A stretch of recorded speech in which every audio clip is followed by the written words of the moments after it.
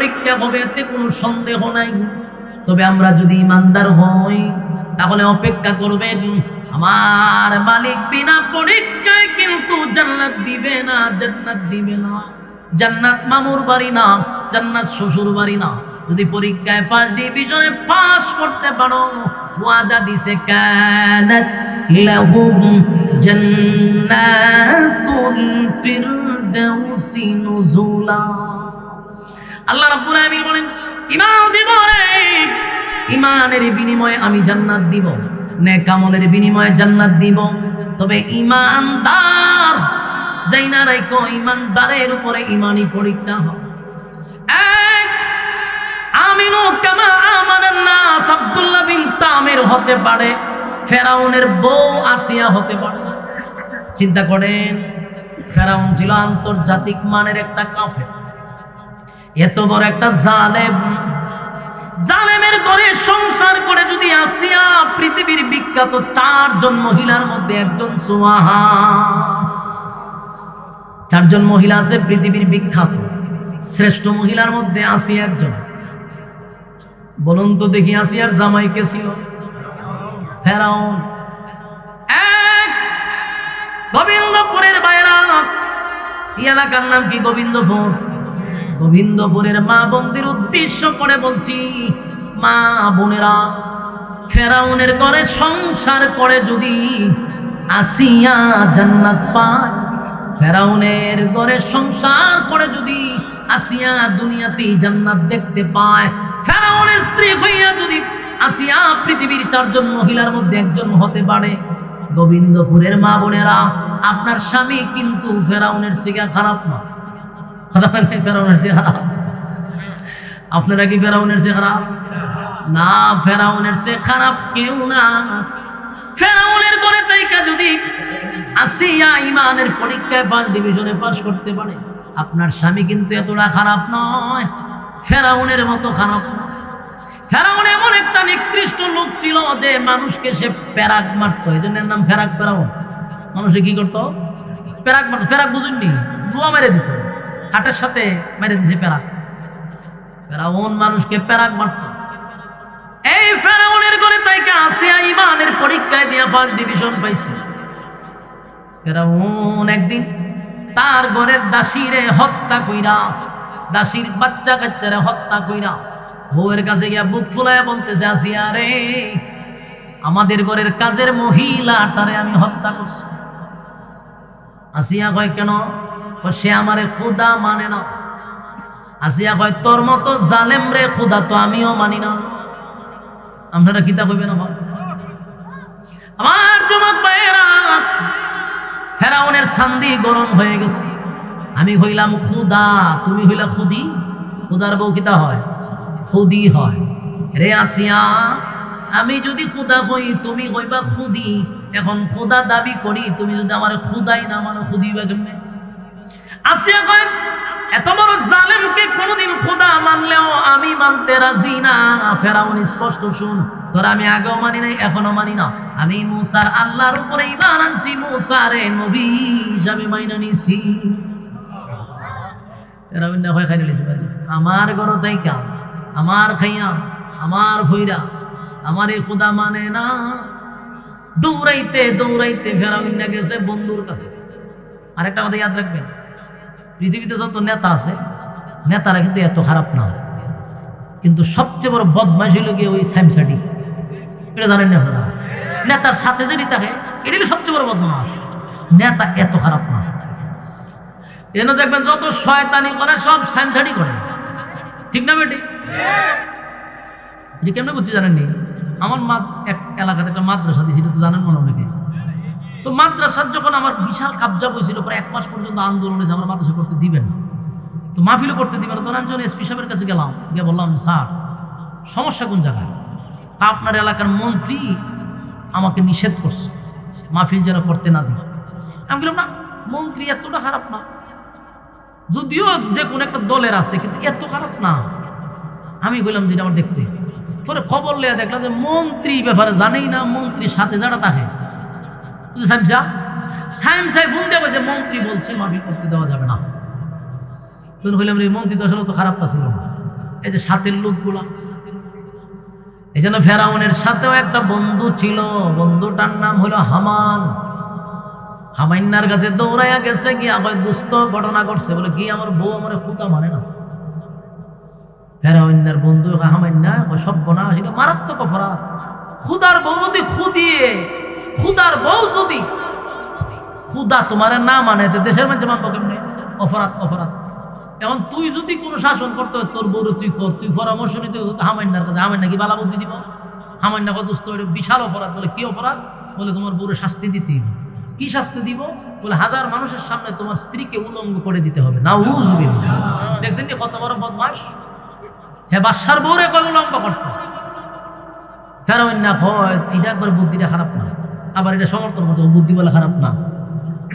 ফেরাউন দৌড়ায় গেছে আসিয়ার কাছে। আসিয়া, আমি হইলাম খোদা, দেশের প্রতিটা নাগরিক আমারে খোদা মানে, তুমি আমার বউ হইয়া খোদা মানো না, তোমার শাস্তি হলো তোমার ইজ্জত নষ্ট করা। আসিয়া কয় এটা তোর বন্ধু হামাইন্নায় বুদ্ধি দিছে? বলো হ, তুই তো সারা জীবন হামাইন্নার বুদ্ধিতেই চলছস, নিজের স্ত্রীর ইজ্জতটাও বুঝলি না। কিছুক্ষণের ভিতরে আসিয়াকে গ্রেফতার করলো, জনসম্মুখে আইনা বিশাল মানুষের এরিয়ার ভিতরে ঢুকেছে। আফসোস, ফেরাউনের বউ আসিয়া, বাদশার বউ, বিশ্ব সুন্দরী আসিয়া হাজার হাজার মানুষের সামনে আসিয়ারে উলঙ্গ করছে। নাউজুবিল্লাহ। আসিয়া একটা চিৎকার দিয়া বলে,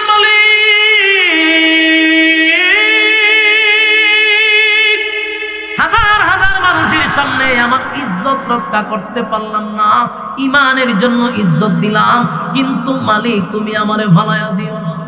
সুবহানাল্লাহ। আপনার ইমানি জজবা খুব কম, তাই আওয়াজও কম। আপনি আমি কি এরকম অবস্থায় ঠিক থাকতে পারবো? মিয়া আমরা তো রং সার কাছে ইমান বিক্রি করি। আসিয়ার উপরে ইমানি পরীক্ষা হয়ে গেল, হাজার মানুষের সামনে আসিয়ারে উলঙ্গ করে দিল। আসিয়া চিৎকার দেওয়া হয়, মালিক বরদাস্ত করতে পারলাম না, আমার সবচেয়ে দামি সম্পদটাই নিয়ে গেল, এখানেই ক্ষমতো না। উলঙ্গ করার পরে যখন ইমান ছাড়ে না, ফেরাউন না কয় আসিয়ারে ইমান ছেড়ে দে, এখনো ফিরে এলে যাব। আসিয়া কয় জীবন দিতে পারি, তোর মতো জালেম রে খোদা বলবো না। ফেরাউন আবার দৌড় দিছে, নিজে মারে না, হামান রে তোর বুদ্ধিতে আমার বউরে উলঙ্গ করলো, কিন্তু এখনো ইমান ছাড়া।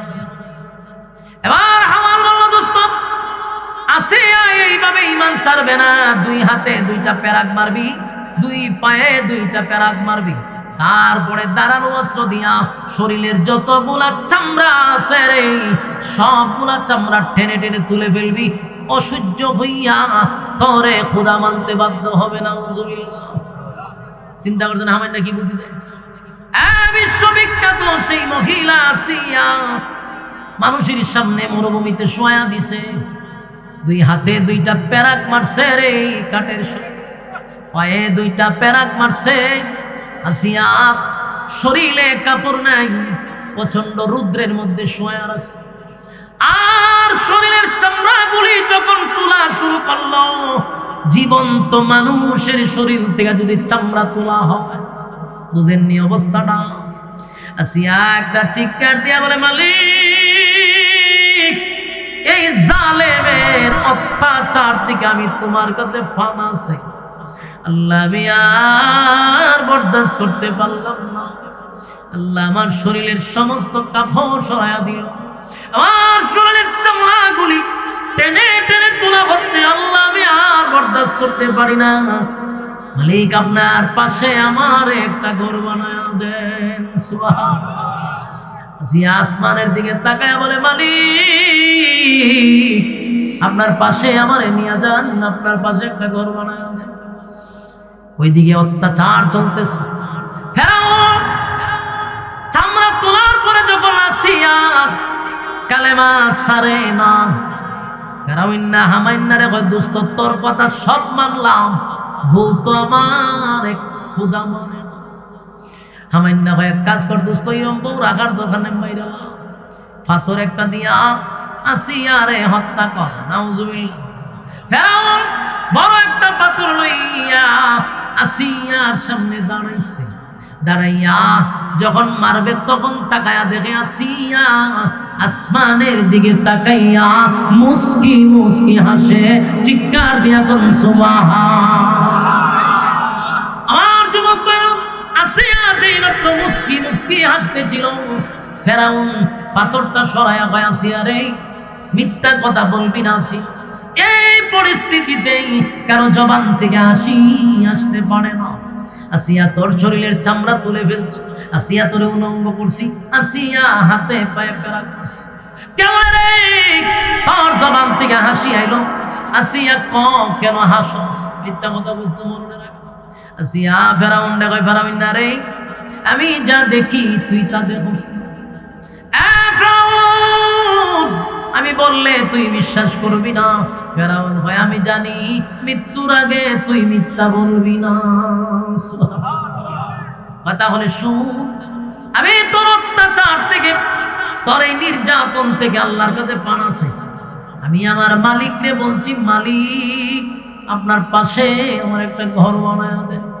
আমার মালিক আমার চোখের সামনে আমার জান্নাতের বালাখানাটা তুলে ধরছে।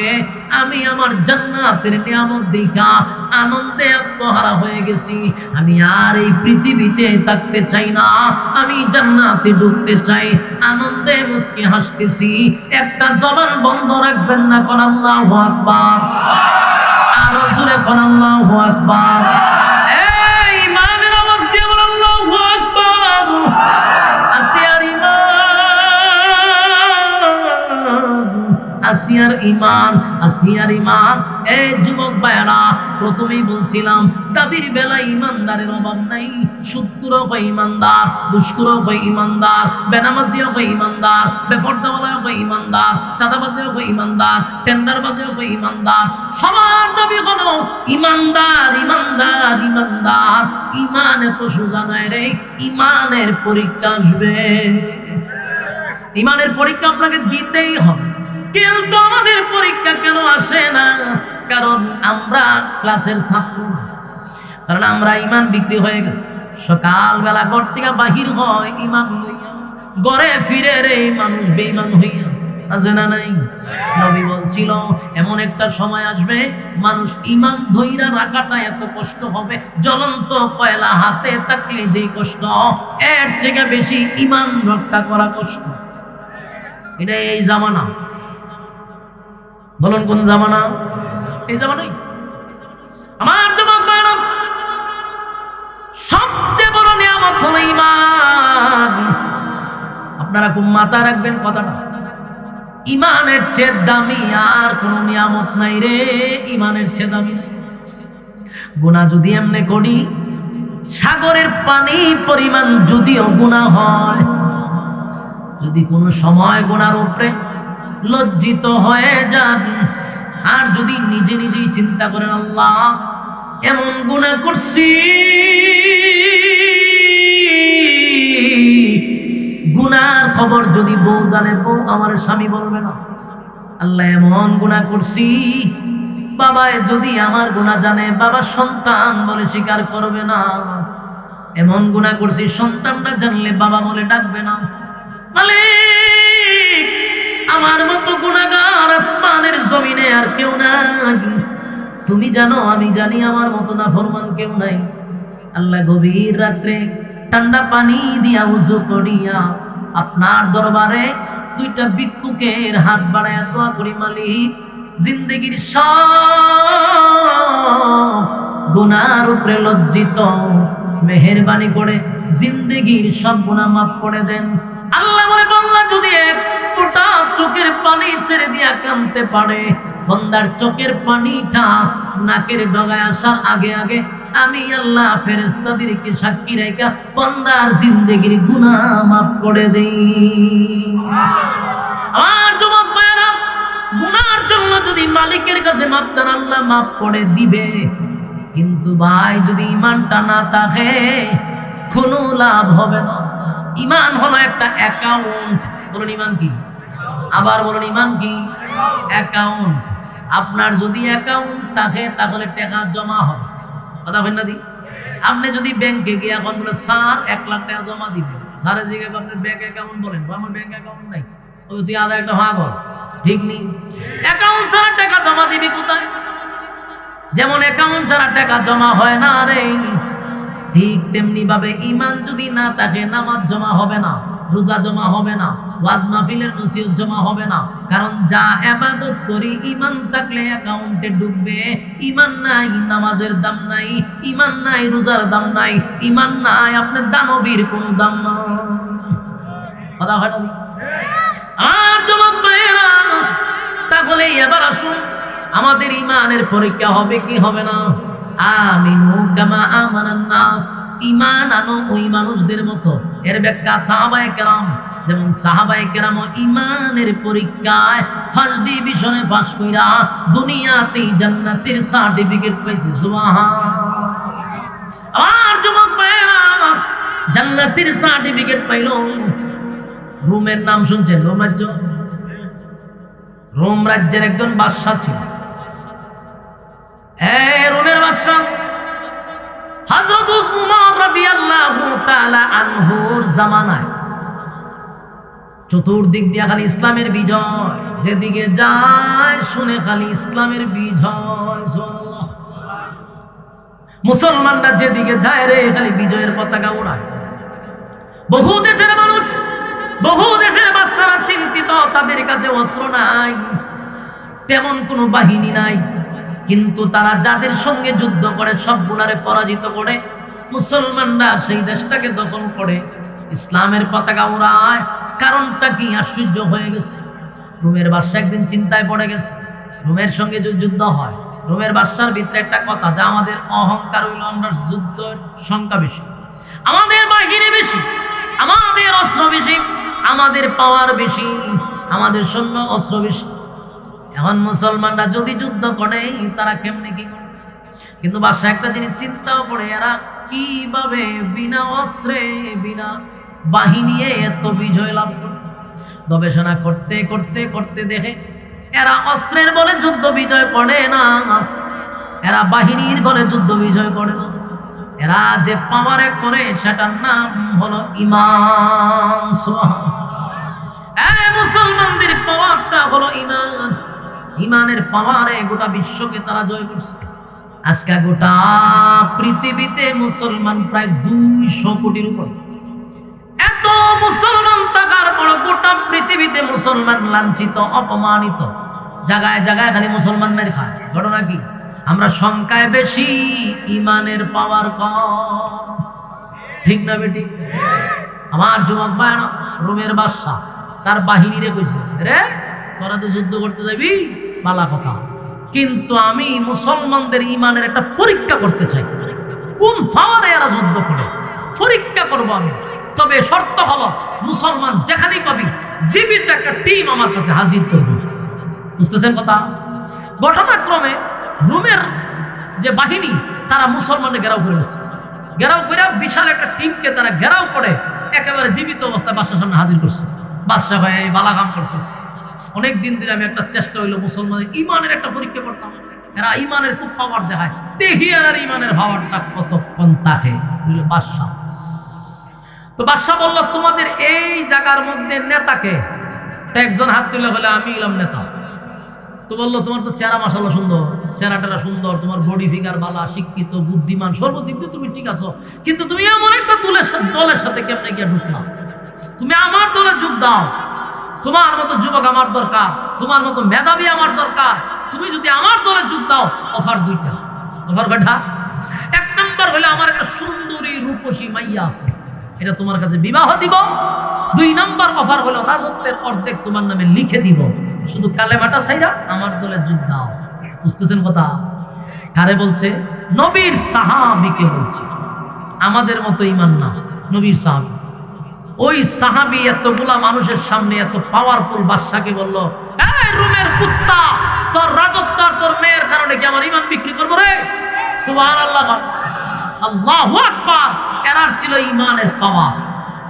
বাদশারে তার রাজ্যের ভিতরে থেকে রোমের কুত্তা বইলা সম্বোধন করছে, তোর মতো কুকুরের কথায় আমার ঈমান বিক্রি করবো না। বাদশার ইজ্জতে লাগছে, শরম পাইছে। বাদশায় কোনো কিছু মাথায় নাই, ঠান্ডা মাথায় চলে গেছে, জ্ঞানী মানুষ তো। পরের দিন হইল এই সবগুলার লকাবে ঢুকা, সব লকাবে ঢুকাইছে। আর আব্দুল্লাহ ইবনে হুজাফা এই সাহাবীরে আলাদা একটা লকাবে ঢুকাইছে, ঢুকাই একটা নর্তকী বাড়া করছে। নর্তকী বুঝুননি? বুঝুন না? গান গায়, নাচে, নাচেও গানও গায়, এটার হয় নর্তকী। আরেক নর্তকী আছেন না আমরা দেশ সংসদে গিয়ে নাচতো, গান গাইতো, এইরম নর্তকী, এটা নর্তকী আছেন। পরে কেমনে কেমনে গেছে সংসদ গিয়ে হে কেন ভাড়ায় ফুড়াইলেছে সব মন্ত্রীরা, ঠিক নেই? আমরা বাংলাদেশে আমাদের নাটক চলছে ভালো, নর্তকীয় জায়গা সংসদ, ঠিক নেই? মাঝখানে হিরো আলমও জায়গা, এও কম জ্বালাইছে না, বাপরে বাপ বাপরে বাপ, এরা অত্যাচারে অতিষ্ঠ গেছি আমরা, এও জায়গা সংসদ। এটা একটা তামাশা হয়েছে বাংলাদেশ, তামাশা, যে মন চাইয়া ওই। আচ্ছা যাক, তো নর্তকী এটা সাজাইয়া গুমুর মুমুর লাগাইয়া ভাড়াই দিছে লকাবের ভিতরে, মানে আব্দুল্লাহ বিন হুজাফা যে লকাবটার ভিতরে, জেলখানার ভিতরে। কইছে তুই নাচতে নাচতে এমন অঙ্গভঙ্গি করবি, এই অঙ্গভঙ্গি দিকে যেন তোমার প্রতি সে আকৃষ্ট হয়। কারণ একটা মানুষকে ধ্বংস করতে গেলে এত সহজে করা যায় না। একজন আলেমকে যদি আপনি মানুষের কাছে হেও করতে চান, আপনি স্বাভাবিকভাবে পারবেন না। যদি পারতে হয় তাহলে একজন নারী কেলেঙ্কারি লাগাই দিতে হবে। লাগাই দিলে কি হয়, মানুষের মন থেকে দ্রুত সরে যায়। দেখছেন না, গত 16 বছর আলেমদেরকে বিভিন্নভাবে এই নারী কেলেঙ্কারি দিয়েও মানুষের কাছ থেকে দূরে সরাইতে চাইছিল, পারছে? পারে নাই। তো এই আব্দুল্লাহ বিন হুজাফার কাছে নারী পাঠাই দিছে। এই মহিলা গিয়া তো নর্তকী নাচতেছে, ডান্স তো পাগলো, ডান্স ইচ্ছা মতো দিছে, নাচতে নাচতে নাচতে নাচতে সেতে একেবারে নাচতে নাচতে ভেদা হয়ে গেছে, শেষে বেউস হয়ে পড়েছে। ডাক্তার তোরে ভাড়া নাচবার লেগে তুই লাতি ঘুমাস, ঘটনা কি তা? হ্যাঁ ঘুমাস কা দেখে না, এটা ঘুমাইছে, এটা বেউস হয়ে যা, মাথার থানি টানি ডাইলে সজাগ করছে, ঘটনা কি তুই বেউস হইছ করে? 5-7 তারিখে বাসা আমার কই পাঠাইছে, আমি তো বহু নাচা নাচছি, কিন্তু এরকম জায়গার তো আমি জীবনে গেছি না। বলে কি? বলে এটা কি মানুষ না জিন্নাত? এত অঙ্গভঙ্গি করলাম, এত নাচতাম, নাচতে নাচতে আমি বেউস, কিন্তু আমার ভাই একবার চাইল না। সুবহানাল্লাহ, আমার কিছু আল্লাহ জুড়ে কইবে চাইছেও না। চিন্তা করছেন নি? আমরা হইলে তো হুজুর মানুষ আর বড় হিসাবিও তবে আল্লাহ তো যে একবার সাউন্ড যাতে ছায়াতেই একবার কি চাইছে এইভাবে নাস্তা যে একবার ছায়া কইলাম মানে না, আল্লাহ যে একবার সাউন্ড যায়, দ্বিতীয়বার সাউন্ড দিত না। এই যে চোখ দিছে হে আর চোখ ফিরা হই না, আর ফিরালে 2বার হয়ে যাবে, ঠিক না বেটি? ঘটনা হয়েছিল। কিন্তু নবীর সাহাবী এই যত অঙ্গভঙ্গি করলো কোনো কাম হইল না। বাদশা হয়ে যায় তো বিল মানলাম, এটা তো হল, ঠিক আছে। পরের পদক্ষেপ হইল সব এই লকাবে খানাও দিবা না, পানিও দিবা না। চিন্তা করছে, খানাও দিবা না, পানিও দিবা। 1 দিন 2 দিন না খায় তখন যা ওই কথা হই না, দিক রোজা রাখেন না আপনারা? হ্যাঁ, ইফতারের আগ মুহূর্তে গিয়ে একটু বেশি কথা বললেন কারোর সাথে, হ্যাঁ, ইফতার আগে দিয়ে কথা বল জানি রোজাদারের সাথে, ফিরে প্লেট দিয়ে বাইরে মাথা ভাড়া লিছে। আমরা এলাকা প্লেট দিয়ে বাড়ি মেরে মাথা ভাড়াই লিছে। পরে দরবার মানুষ অনুযায়ী কি দিচ্ছে, বাড়ি ইফতারের সময় তোমরা লেগেছে সব না, মানুষ খাইলি তো একটা আর একটা। আমার বেটা রোজাদা গুসা কিতা, বাপরে কথাই কম দেয় কেন, ওই যে ফেডে কি তাইলে গুসা। তো একদিনেই যদি না খাইলে আমরা এত গুসা হয়। চিন্তা করেন আব্দুল্লাহ বিন হুজাফাকে 1 সপ্তাহ পানিটাও দিচ্ছেন। যখন তো 1 সপ্তাহ না খাইলে আপনি কথা বলতে পারবেন, বসতে পারবেন, দাঁড়াইতে পারবেন। আব্দুল্লাহ বিন হুজাফা পেটের কিদা এমন অবস্থা হইল, পানিও দেয় না, খাবারও দেয় না, মাটির সাথে মিশে গেছে। পেট আর পিঠ এক জায়গায় লেগে গেছে। হায় রে, দুর্বল হইতে হইতে একেবারে বিছানায় শুয়ে গেছে, কথা বাহির হয় না, কঙ্কাল হয়ে গেছে। বাদশা ডাক্তার পাঠাইছে, দেখ বাঁচবো না মরবো। ডাক্তার কয় স্যার যদি আজকের ভিতরে খাবার না দেন রোগী মারা যাবে। বাদশা কয় দিলে এক কাজ কর, খাবার দে। খাবার দিল, একটা প্লেটে শুকরের মাংস আর একটা মদ। হালাল না হারাম? হ্যাঁ, হারাম খাবার নিয়ে দিছে, এই যে তোমার খানা খাও। আমরা হইলে ফতুয়ার তো অভাব নাই, আমরা তার কি আছে, আমরা হইলে বলে জান বাঁচানো, বলুন জান বাঁচানো। ফরজ বড় না বড়? আমার এখন জান বাঁচানি ফরজ, শুকরের মাংস তো এটা আমার লাগে জায়েজ না, কিন্তু অহন জায়েজ। কেন? আমি মরণাপন্ন, কথা বল না দি। মানুষ যখন ময়রা জায়গা ফেটের কিনা তখন কিছু খাইয়া বাঁচাটা হইলো তোমার জন্য জায়েজ আছে, এতটুকুই জায়েজ। উনি তো এই জায়েজের দলিল দিয়ে খাইতে পারত। উনি তো কথা বলতে পারে না, বসতে পারে না, কিন্তু যেই বলছে এটা শুকরের মাংস, এটা মর, খালি কথাটা কইছে, লাভ দিয়া কইতেছে খাবার নিবি না লাথি মেরে মুখে ফালা দিবি। আল্লাহু আকবার কইতেন না? এক সপ্তাহ যে ব্যক্তি কথাই মুখ দিয়ে আসে না, লড়তে পারে না, বসতে পারে না, খাবার যেই মাত্র বলছি না হারাম, যে হারাম খাবার তোর বাসার মুখে ছুঁড়ে ফেলাবো, খানা খাবো না, সরাই এখান থেকে। ডাক্তার সর্বনাশ, তেজ দিয়ে কমছে না, গেছে বাসার কাছে গিয়ে স্যার লক্ষণ খুব খারাপ। বলে কি? কথাও করতে পারে না, বইতে পারে না, লড়তে পারে না, কিন্তু খাবার যেই মাত্র বলছি এটা শুকরের মাংস, যদি আপনি থাকতেন তো কপালের সারি ভেঙে গেল আপনি। বাসা হয় ঘটনা, কিন্তু ঘটনা আমিও নিজে বুঝতেছি না, দেখলাম যে শরীর সেদবেদ নাই, কিন্তু যেই মাত্র হারাম কইছি লাভ ধরছে, ভাবার আছে। বাদশাহ এই জায়গা তো ফেল বললাম, সমস্যা তো সব জায়গায়।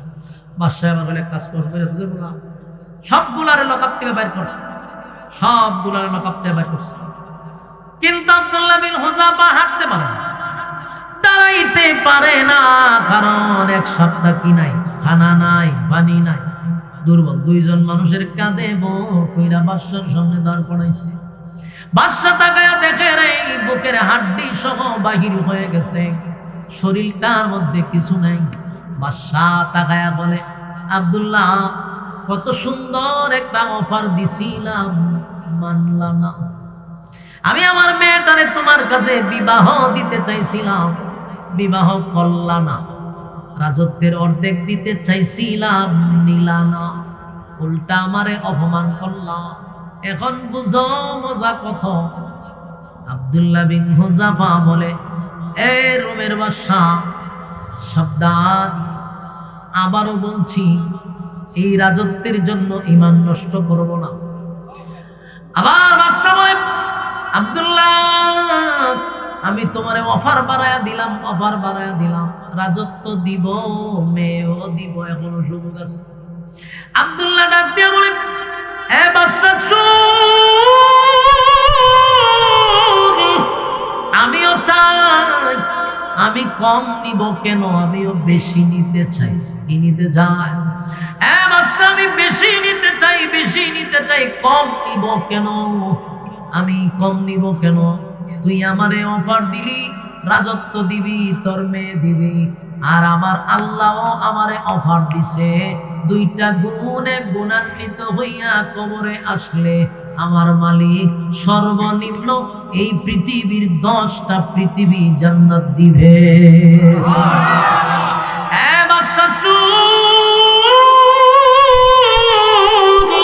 তুই আমারে রাজত্বের অর্ধেক দিবি, রাজত্বের পুরাটাই দিবি, তোর মেয়েটারে আমার কাছে বিবাহ দিবি, কিন্তু শুন তুই আমারে অফার দিস, আর আমার আল্লাহ আমারে অফার দিয়া রাখছে 2 গুণে গুণান্বিত হইয়া আমি যদি কবরে যাই সর্বনিম্ন যে জান্নাতটা দিবে এটা এই পৃথিবীর থেকে 10 পৃথিবীর সমান। আমি তোর প্রস্তাবে রাজি হইলে তোর মাইয়া বিবাহ দিবি, এই রাজত্বের সবচেয়ে সুন্দরী রূপসী মেয়ে, তোর মেয়েটারে আমার কাছে বিবাহ দিবি, তুই অফার দিছস। আমার আল্লাহ বলছে ঈমান লইয়া যদি কবরে যাই সর্বনিম্ন বউ দিবে 72টা। প্রথম বউয়ের দিকে তাকাইয়া 40 দিন চলে যাবে। সুবহানাল্লাহ কি বাড়ি দিয়ে হবে? মুরব্বী সুবহানাল্লাহ হয়, কিন্তু বলা মানে হয় না। মেজাজটা কেমন গরম, এ বেটা বউ ভাইবি 72টা, সুবহানাল্লাহ কষ্ট টাকা। এক বউয়ের দিকে তাকাইয়া কতদিন গেছে? পৃথিবীর যত সুন্দরী হোক, সারা পৃথিবীর 1 নাম্বার সুন্দরী সামনে না দিলে সর্বোচ্চ 1-2 মিনিট সাউন্ড দিতে পারে, কথা ঠিক নেই। এরপরে চাইতে মন চাইব পুরিটা ফালটা, আর মতো লাগে না, ঠিক নেই। কিন্তু জান্নাতে যে চাইবেন আপনি 40 দিন যাইব, আমরা দিশ ফিরাইতো না, ফিসতে একজনের টেক্কা দিব দেব কি দাও চাইলেন যে ফিসতে আরো রয়েছে 72টার মধ্যে 71টা ফিসনে রয়েছে, আমি যদি একটার পয়সা জীবন শেষ, তখন কেউ বসে কথা তো ঠিক, আরো তো 71টা রয়েছে, তো তুই হর আরেকটার পয়সা আবার যাবো 40 দিন। সুবহানাল্লাহ। আব্দুল্লাহ বিন হুযাফা বলে, তোর মাইয়া দিবি একটা, রাজত্ব দিবি একটা, আর আমার আল্লাহ দেওয়ার দিয়েছে। আমার আল্লাহ তো অফার দিয়া রাখছে, আমি তো সেই অফারে কাজ করতেছি। সুবহানাল্লাহ। আমার যুবক ভাইরা, আমিনু কামা আমানান নাস, ঈমান আনো ওই মানুষদের মতো। বাদশা এখানে চিন্তায় পড়ে গেছে, আমি যতই চেষ্টা করি আমি ফেল, সে পাস, কিন্তু আমার তো বাসন লাগবে, কারণ বাসা তো শরম পাইলে চলতো না। বাসায় এক কাজ করো, বিশাল ডেক্সির মধ্যে তেল গরম করো, বিশাল ডেক্সির মধ্যে তেল গরম করা শুরু করছে। আমরা মাছ ভাজি করি না, তেল একেবারে টকবক, এরকম টকবকে গরম, তেল গরম করছে। গরম করে আব্দুল্লাহ বিন হুযাফার সামনে একজন সাহাবীরে দুইরা ফালাই দিছে তেলের মধ্যে, জ্বলন্ত তৈলের মধ্যে ফালাই দিছে। সাথে সাথে সাথে সাথে হাড্ডির থেকে মাংসটা আলাদা হয়ে গেছে। কি বুঝলেন? উপস্থিত সাহাবীদের সামনে দুইরা দুইরা নিয়ে ফালাইতেছে। এরপর বাদশা বলেন, এই আব্দুল্লাহ বিন হুযাফা, আমার অফারে এখনো রাজি হবি না? বলে না। তারপরে বলল, তারে ধর। আব্দুল্লাহ বিন হুযাফারে হাতে পায়ে বেঁধে এবার বাদশা সিদ্ধান্ত নিল তারে তৈলের মধ্যে ছেড়ে দিবে। আব্দুল্লাহ বিন হুযাফা কোনো বাধা নাই, ওনারে এখন তৈলের সামনে দাঁড় করাইছে। এবার আব্দুল্লাহ বিন হুযাফাকে তেলের মধ্যে বাজি করবে, হত্যা করবে। আব্দুল্লাহ বিন হুযাফা তৈলের সামনে দাঁড়াইয়া, আমার যুবক ভাইরা, তেলের সামনে দাঁড়াইয়া আব্দুল্লাহ বিন হুযাফার হাতে বানলো, পায়ে বানলো, এখন ছেড়ে দিবে। আব্দুল্লাহ বিন হুযাফা তেলের সামনে গিয়া চোখের পানি ছাইরা কান্না শুরু করছে। বাদশা দৌড় মাইরা আইছে আব্দুল্লাহর কাছে, আইছে, হ্যাঁ কান্দস কা? বাদশা মনে করছে আমার অফার এখন গিয়ে রাজি হইছে। এই আব্দুল্লাহ, সাবধান, কান্নার প্রয়োজন নাই। আমি প্রথমেই অফার দিছিলাম মেয়ে আর রাজত্ব, মানচত না, কিন্তু এখন কাপুরুষের মতো আগুনের সামনে দাঁড়াইয়া কেন কান্দস? কান্নার কোনো প্রয়োজন নাই, কান্নার কোনো প্রয়োজন নাই। আমার এখনো অফার ঠিক আছে, এখন আমি মেয়ে দিব, এখনো রাজত্ব দিব।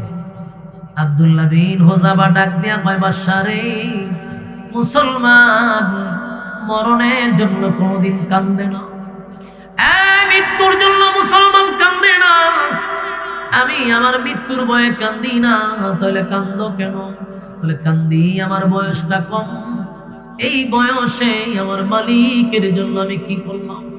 আমি আমার মালিকের জন্য কি করতে পারলাম? আজকে বুঝি একবারই আগুনে জাপ দিয়া জীবনটা দিয়া দিব। আমার মালিক যদি আমার 100 বার জীবনটা ফিরাইয়া দিত, 100 বার আমি আগুনে জাপ দিতাম। বাদশা পয়সায় না, তার আর আগুনে পুরানো যাবে না। কেন? এখন যদি আমি তার আগুনে ফালাই, আমি হেরে যাব, সে জিতে যাবে। জ্ঞানী তো আমরা দেশের মতো মাথা মোড়া বাদশা না, তো আমরা দেশের মতো মাথা মোড়া না, কারণ জ্ঞান আছে। সব জায়গা মানুষ হেরেও জিতে যায় অনেক সময়, ঠিক নেই? বাদশা বলল যে না, এখন যদি তাকে আমি তৈলে ফালাইয়া দিই, সে জিতে যাবে, আমি হেরে যাব। আমি তারে মারতে চাই একবার, সে মরতে চায় 100 বার। সুবহানাল্লাহ। না, আমি মারতে চাই একবার, সে মরতে চায় 100 বার। এরা তো মারা যাবে না। কিন্তু এখন এখান থেকে সারুম কেমন বাসা, তো একটা ইজ্জত আছে না, সম্মান আছে না। হঠাৎ করে তোরা ছাইরা দেন না, তখন বলে একটা শর্ত যদি তুমি মানো, আমি তোমারে ওয়াদা দিলাম মৃত্যুদণ্ড দিব না, সেটা দিব। আব্দুল্লাহ বিন হুযাফাকে কি শর্ত? তুমি তোমার 2টা টুর দিয়া আমার কপালে একটা সুমা দিবা। সুবহানাল্লাহ জানি। বাদশা কয়, আমার কপালে একটা সুমা দিলে তোমার ছেড়ে দেব। কিন্তু আব্দুল্লাহ বিন হুযাফা কয়, আমিও সুমা দিতে পারি, শর্ত আছে। সুবহানাল্লাহ কই। চিন্তা করছেন, বেচারারে কইতাছে মৃত্যুতে বাঁচাই দিব, হয় আমার শর্ত আছে বাঁচাইবার আগে। আমরা হইলে কইলাম, বলে ভাই তোর কোন জায়গা সুমা দিতে দিব, আ জায়গায় হোক আর বে জায়গায় হোক, ঠিক না বেটি? আমার আগে বাঁচা। কিন্তু সাহাবী তো মরবার আগে হয়, আগে ক আমার শর্ত মানের বলে সুমা দিব। বাদশা এটা আসু দিয়েছে, আমি তোমার ছেড়ে দিতে চাই একটা সুমার শর্তে, তুমি আমার শর্ত লাগাও। বলে হ্যাঁ, শর্ত আছে। কি শর্ত? আমি আমার জীবনের বিনিময়ে তোর সুমা দিতাম, মানে আমি তোর সুমা দিব, তোমার বাঁচাই দিছ, এই কারণে না। বলে কেন সুমা দিবি? বলে আমি সুমা দিতে পারি, আমার নবীর সাহাবীদেরকে যদি তুমি লকআপ থেকে ছেড়ে দাও, এদের মুক্তির জন্য আমি তোমার কপালে সুমা দিতে পারি, কিন্তু আমারে তুমি আগুনে না ফালাইয়া আমারে বাঁচাইয়া লাইলা, আর এই কারণে তোমার সুমা দিব দরকার নাই, আমি মৃত্যুর জন্য তোমার সুমা দেব না। সুবহানাল্লাহ। আমি মৃত্যুর জন্য প্রস্তুত। আমি আমারে তুই আগুনে পোড়ানোর কথা ছিল, এখন আমারে ছেড়ে দিলি, এই কারণে তোরে সুমা দিব না। চুমা দিতে পারি, একটা সুমার কারণে যদি নবীর অসংখ্য সাহাবীরা বেঁচে যায়, এই কারণে বাদশা হয়তো আমার খবরটা চুমা দে, ছেড়ে দেবো, সবাই ছেড়ে দেবো। চুমা দিছে বলে সব ছেড়ে দিছে। বাদশা হয় আমি বুঝতে পারছি মুসলমানরা কেন গোটা পৃথিবী রাজত্ব করতেছে, তাদের ইমানের এত পাওয়ার, এই পাওয়ার যদি বাস্তব হয় গোটা পৃথিবী ধ্বংস হয়ে যাবে। সুবহানাল্লাহ। আজকে সেই মুসলমান, আমরা এই মুসলমান, কিন্তু আমরা গোলামের মতো আছি, গোলাম। আমরা মানুষের গোলামি করি। আজকে আমাদের গোটা পৃথিবীতে মুসলমানরা সব জায়গায় লাঞ্ছিত, অপমানিত, অথচ গোটা পৃথিবীর শক্তি আল্লাহ মুসলমানের হাতেই দিছিল। সৌদি আরব দেশে আল্লাহ যেই পরিমাণ সম্পদ দিছে, গোটা পৃথিবী অন্ধকার হয়ে যাবে যদি সৌদি এক জায়গায় দাঁড়ায় থাকে। আপনারা জানেন গোটা পৃথিবীতে মুসলমান দেশগুলোতে আল্লাহ এত সম্পদ দিছে, যদি মুসলমানরা ইহুদি খ্রিস্টানদেরকে সম্পদ না দেয়, তারা ভিক্ষার থলি নিয়ে দাঁড়ায়া যাবে। গোটা পৃথিবীর অর্থনীতি নষ্ট হয়ে যাবে যদি মুসলমানরা একটু খালি দাঁড়াইতে। কিন্তু ওই যে গোলামি করে অভ্যস্ত, আল্লাহ সব সম্পদ দিল তোদেরকে, আর তোরা গোলামি করস লাল চামড়া কুত্তাদের। ঠিক কিনা বলেন? আমরা গোলামি যতদিন না যাবে আমরা মার খাইতে থাকবো। এই বাংলাদেশেও আমরা যারা অতীতে গোলামি করছি, এখনো কিছু গোলামের ঘরের গোলামগল একটা চেয়ারের জন্য রং ফালাইতেছে। ঠিক না বেটি? শিখতে হয়েছে না তো? এত গুম খুম হত্যার পরেও আমরা শিখতে হইল না। নেক্সট টাইমে যে আবার আমরা ফাটার বলি হব, আমাদের চিন্তাই নাই। আমরা এখনো গোলামি করতেছি, এখনো গোলামি করতেছি। এর পরিণাম ভয়ঙ্কর হবে। গোটা 16 বছর টুফিওয়ালারা যেমন মার খাইছি, গোটা 16 বছর টুফিওয়ালারা যেমন সব নাটকের চরিত্রে ছিল, আবার 16 বছর পরে যদি কোন সরকার আসে, আমাদের গোলামির কারণে আমরা সেই চরিত্রের নাটকে অভিনয় করব। কেন জানেন? আমরা আমাদের অস্তিত্ব হারায় ফেলছি। সারা বাংলাদেশে যদি সব টুপিওয়ালা আজকে এক হয়, কসম খোদার বাংলাদেশে রাজনীতি করার আর কেউ থাকবে না। কিন্তু আফসোস, টুপিওয়ালারা একে হতে পারে না। টুপিওয়ালারা কইতে হয় যে বিভিন্ন বিষয় নিয়ে হয়, এর সাথে আকিদা বালান। তো আকিদার গোষ্ঠী গিলা বেড়া এখন দেশের পরিস্থিতি ভয়ঙ্কর অবস্থায় আছে। হ্যাঁ আকিদা নিয়ে হ্যাঁ থাকুক, আমার আকিদা নিয়ে আমি থাকবো। ইসলামের স্বার্থে, দ্বীনের স্বার্থে, কালেমার স্বার্থে, আল্লাহর স্বার্থে, কোরআনের স্বার্থে, নবীর স্বার্থে আমরা এক হইতে চাই। যে খারিয়া এরে খারিয়া থাকতে দে, যে বইয়া থাকে হেরে বইয়া থাকতে দাও। কে হাত বুকে বাঁধে রে হাত বুকে বাঁধতে দাও, যে হাত নাবিতে বাঁধে তারে বাঁধতে দাও। আমরা এগুলো নিয়ে এখন গুতাগুতি করতে চাই না। আমরা চাই একটা প্ল্যাটফর্মে আইসা আমরা কেন মিয়া বিচারের জন্য গিয়া আমরা গিয়া রাজপথে আন্দোলন করব? আমরা কেন আল্লাহরে গালি দিলে বিচার চাইবো? আমরা কেন নবীরে গালি দিলে বিচার চাইবো? আমরা কেন নাস্তিকদের কাছে বিচার চাইবো? বিচার চাবো না, আমরা বিচার করবো ইনশাআল্লাহ। আমরা বিচার করবো। এ যাবত পর্যন্ত 53 বছরের ভিতরে বলুন তো দেখি, নবীরে গালি দিলে পরে কারো ফাঁসি হয়েছে বাংলাদেশও? আল্লাহরে গালি দেওয়ার পরে ফাঁসি হয়েছে? কিন্তু আপনি মুজিবরে গালি দিয়া দেখেন, 16 বছর মুজিবরে নিয়ে একটা গালি দিয়া সকালে দিছে, সন্ধ্যার সময় তার কবর হইয়া উপরে ফুল গাছ হয়ে গেছে। ঠিক না বে ঠিক? আপনি আজকে গিয়া তারেক জিয়ার একটা গালি দেন, আপনি বিকালে রাত্রে গালি দেন, সকালে আপনি নাই, শেষ। আপনার কবর উপরে ফুল গাছ। তাহলে এদেশের নেতার বিরুদ্ধে গালি দেওয়া যায় না। তোমাদের কলিজায় যেমন আঘাত লাগে, আমার নবীর বিরুদ্ধে কথা বললে আমার কলিজায় আঘাত লাগে। তুমি যেমন একটা মানুষকে থাকতে দাও না, পৃথিবীর মায়া ত্যাগ করো তোমার নেতারে গালি দেওয়ার কারণে।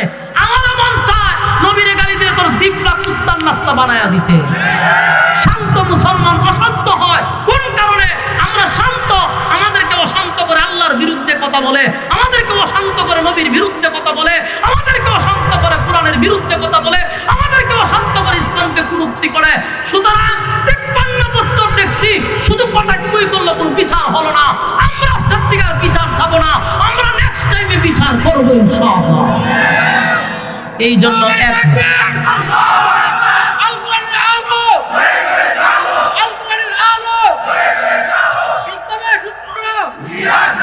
ইসলামের সূত্র। নারে তাকবীর, আল্লাহু আকবার। সম্মানিত সুধী, আমার কথায় কষ্ট লাগতে পারে, আপনাদের মনে ব্যথা লাগতে পারে। আপনি নিজের বিবেককে প্রশ্ন করুন, আপনি বালিশের সঙ্গে মাথা লাগায় একটু চিন্তা করুন। বিগত 53 বছরের ভিতরে বলুন কোন সরকারটা ইসলামের পক্ষে কথা বলছে? বলেন কে বিচারটা করছে? আমরা বলেন যত সরকার আইলো আর গেল ইসলামের বিরুদ্ধে কথা বলছে, তার বিরুদ্ধে কোনোদিন কোনো বিচার হয় নাই। গালি দিল, বিচার হয় নাই। নেতার বিরুদ্ধে গালি দিলে যদি বিচার হয়, প্রশ্ন হলো সংসদে ইসলাম কটূক্তির বিচার কেন হয় না? মায়া খান্না দেখাইতে আসো না। এখন তোমরা বড় ইসলাম প্রিয়। ইলেকশনের আগে একজন মাথাত লাগায় টুপি, লাগায় পাঞ্জাবি। ওরে বাবা বাবা রে, বোঝা যায় কাকরাইল বসিদের ইমাম সাহেব। হ্যাঁ, আবার গদ্দিত গেলই এই টুপিওয়ালারই গালি দেয়, এই পাঞ্জাবিওয়ালারই গালি দেয়। আবার এই জায়গাতে বসার জন্য এই পাঞ্জাবি লাগায়, এই টুপি লাগায়। এরা যে সময় আমাদেরকে ধর্ম ব্যবসায়ী বলে, সব মনে হয় জুতা দা বাইরে গিয়া সাবার শব্দ ফলাই দিতাম। এই বেটা, আমরা ধর্ম ব্যবসায়ী কাদেরকে বলি? যারা হঠাৎ করে লেবাস ধরে। আমরা জন্মের ভর থেকে এই পোশাক, দাড়ি উশিলার জীবনে বিরিট লাগাইছি না, টুপি মাথার দিয়ে 7 বছরের বয়স থেকে পাঞ্জাবি লাগাইছে আর 7 ইঞ্চি না জিন্দিগিতে। আমরা কি ধর্ম ব্যবসায়ী না? তোরা বুডের আগে যে লেবাস ধরস, তোরা ধর্ম ব্যবসায়ী। তোরা ধর্মটাকে পুঁজি করে ক্ষমতায় যেতে চাস, ক্ষমতায় যাওয়ার পরে এই ধর্মের বিরুদ্ধে তোরা কুরুক্তি করস। তোরা হলি সবচেয়ে বড় ধর্ম ব্যবসায়ী এদেশে। আজকের থেকেই আপনাদের প্রত্যেকটা ছবি আছে আমাদের কাছে। এরা ইলেকশনের আগে মাথায় টুপি লাগায়, ইলেকশনের আগে পাঞ্জাবি লাগায়, ইলেকশনের সময় মসজিদে মসজিদে ঘুরে। ভালো কথা, এটা তো ভালো। মুসলমানের দেশে টুপি পরবে, মুসলমানের দেশে পাঞ্জাবি পরবে, ভালো। কিন্তু এই টুপি ইলেকশনের পরে আর মাথায় থাকে না, এই পাঞ্জাবি আর মাথায় শরীরে থাকে না, এই মসজিদের কাছে বছরে একবার যায় না। এরাই বলে আমাদেরকে ধর্ম ব্যবসায়ী। সামার দাঁত ফেলা দিব মানুষ, বাট করি খরচ। বাস্তব বুঝি না? বাস্তব। ধর্ম ব্যবসায়ী আমরা নয়, ধর্ম ব্যবসায়ী তোরা। জানোস তোরা দেশটা 96% মুসলমানের দেশ, এই জন্য ধর্মটাকে তোরা পুঁজি করে ক্ষমতায় যেতে চাস। যা ক্ষমতা তো সুবিধা কি, কিন্তু ইসলাম নিয়ে কটূক্তি করলে কিন্তু লাল কার্ড। বলেন ইসলাম নিয়ে কটূক্তি হলে কি কার্ড? আমরা হলুদ কার্ড দেখাবো না, আমরা কি দেখাবো? লাল কার্ড দেখাবো। লাল কার্ড দেখালে কি আর মাঠে ঢুকতে পারে না? হলুদ কার্ড দেখালে কিছু সময় থাকতে পারে, কিন্তু এমন কাজ করো না যেন লাল কার্ড না দেখাইতে হয়। বাংলাদেশের মানুষ আমরা শান্ত, আমাদেরকে অশান্ত করা যাবে না। আমরা কখনো শান্ত হই ইসলামের বিরুদ্ধে কথা বললে, আমরা কখনো শান্ত হই কোরআনের বিরুদ্ধে কথা বললে। আচ্ছা বলুন তো, কারণ নেতারা লামে বেলে কোনোদিন আমরা আন্দোলন করছি? হ্যাঁ, আমরা কি আপনাদের বদিলিয়া টানাটানি করি? না, আপনারা কাজ করেন, আমরা তো এইদিকে যাই না। কিন্তু আমাদেরকে অশান্ত করেন কেন? আর যদি মৌলবীরা টুপিওয়ালারা একদিন অশান্ত হয়, এই দেশের ইতিহাস সাক্ষী, 5ই আগস্ট সাক্ষী। হুজুর মৌলবীরা মাঠে না নামলে এদেশে আজ স্বাধীনতা পাইতো না কেউ। বহু আলেমরা রক্ত দিচ্ছে। নেক্সট টাইমে যেন ইসলামের উপরে আঘাত না আসে, একটা কথা ইনশাআল্লাহ। তোমার কথা কয় না দিই, খালি মুখে মুখে ফেটার ফেটার গুলো হইতো না, আমরা এক হইতে হবে। আরেকটা কথা, দেশের যে পরিস্থিতি এখন ভয়াবহ, এটা মাথায় রাখতে হবে। দেশের পরিস্থিতি ভালো না, বিভিন্ন চক্র এখন দেশটাকে অশান্ত করার চেষ্টা করতেছে। আমি বিএনপিদেরকে বলবো, জামাতকেও বলবো, ইসলামিক দলকেও বলবো, রাজনীতির ক্ষেত্রে আমরা ভিন্নতা থাকতে পারি, কিন্তু লীগের ব্যাপারে আমরা সবাই এক। ঠিক কিনা বলেন? লীগের ব্যাপারে আমরা বিএনপি বুঝি না, জামাত বুঝি না, ইসলামী আন্দোলন বুঝি না, খেলাফত বুঝি না, আমরা সবাই এক। কথা কই না দি? যেইভাবে 5ই আগস্টে ফ্যাসিস্টদেরকে বাংলাদেশ থেকে হটানো হয়েছে সব দল ঐক্য হইয়া, ঠিক দেশ বাঁচানোর ক্ষেত্রে, দেশের ইজ্জত রক্ষার্থে আমরা আবারও এক। রাজি আছেন ইনশাআল্লাহ? এটা মাথায় থাকবে। যদি দেশ রক্ষার্থে বিএনপি ডাক দেয়, আমরা হুজুর হয়ে যাবো, কারণ দেশের জন্য যাব। যদি জামাত ডাক দেয়, আমরা যাবো, কারণ এটা আমার দেশের প্রশ্ন। আজকে একটা তরুণ একটা ছেলে, যার কথা দিয়া ভারত বাহির হইতো, ভারত বুলেট বাহির হইতো, সেই ছেলেটাকে প্রকাশ্যে রাস্তার মধ্যে গুলি করলো। আগামীকালকে যে আপনাদের একজনে করবে না, কিসের বিশ্বাস? হ্যাঁ, এখন ইলেকশনের আগে বহু মানুষকে হত্যা করবে, এটা বাহিরের চক্রান্ত। তাই বিএনপিকেও বলবো আপনারা অ্যালার্ট থাকেন, জামাতকেও বলবো অ্যালার্ট থাকেন, ইসলামী দলগুলো অ্যালার্ট থাকেন। আমরা এমনি দল নিয়ে একজন আরেকজনের বিরুদ্ধে কথা বলবো, এটা সিস্টেম, রাজনীতির গণতান্ত্রিক সিস্টেম। এইটা আমি আপনার বদনাম করবো, আপনি আমার বদনাম করবেন, এটা কোনো বিষয় না। কিন্তু দেশ রক্ষায় আমরা এক হব ইনশাআল্লাহ। তখন আমাদের মধ্যে কোনো দলাদল থাকবে না। রাজি আছেন? আল্লাহ তাআলা যেন আমাদেরকে এক হইয়া চলার তৌফিক দান করে, ঐক্য থাকার তৌফিক দান করে। সকলে বলে আমিন। সম্মানিত সুধী, দীর্ঘক্ষণ সময় আমার বন্ধুবর মাওলানা দেলোয়ার হোসেন তাহেরপুরী সাহেব আপনাদের সামনে তার সুন্দর তাফসীর পেশ করছেন। এরপরে আমার এই বয়ানের পুরো সময়টা উনি বসেছিলেন। আসলে এটা একটা বন্ধুত্বের কারণে, মহব্বতের কারণে এতটা সময় দিচ্ছেন, না হলে উনার টাকা পড়ছে না বয়ান করে আমার জন্য বসা। তো যাই হোক, এতক্ষণ সময় উনি বসা ছিলেন। এরপরে আমি আপনাদের সামনে যে কথাগুলি বললাম, আমাদের মূল টার্গেট হলো আমরা দুইটা গুণে গুণান্বিত হইলে পরে আল্লাহ আমরার ওয়াদা দিছে, কানাত লাহুম জান্নাতুল ফিরদাউসি নুজুলা, আমি তোমাদেরকে জান্নাত দিব, তবে শর্ত হলো ঈমান, শর্ত হলো নেক আমল। কারা কারা ঈমান এবং নেক আমল মানতে রাজি? হাত তুলে দেখাই দেন। লিল্লাহি তাকবীর, লিল্লাহি তাকবীর। বলুন শর্ত কয়টা? ঈমান, নেক আমল, ঈমান, নেক আমল। এই দুই গুণে গুণান্বিত হইলে কানাত লাহুম জান্নাতুল ফিরদাউসি নুজুলা, আল্লাহ আমাদেরকে জান্নাতুল ফিরদাউস দান করবে। তবে বান্দা দুই শর্ত, একটা ঈমান, একটা নেক আমল। রাজি আছি? আমি আপনাদের সামনে সূরা কাহফের শেষ অংশটুকু তেলাওয়াত করছি। এখান থেকে এরা উড়াই দেন, এটা ওই মাঝখানে আপনি সামনে আসেন, আসেন একটু সামনে আসেন, আপনি তারা উঠাই দেন। আপনি না ওই পিছনেরটা উঠান।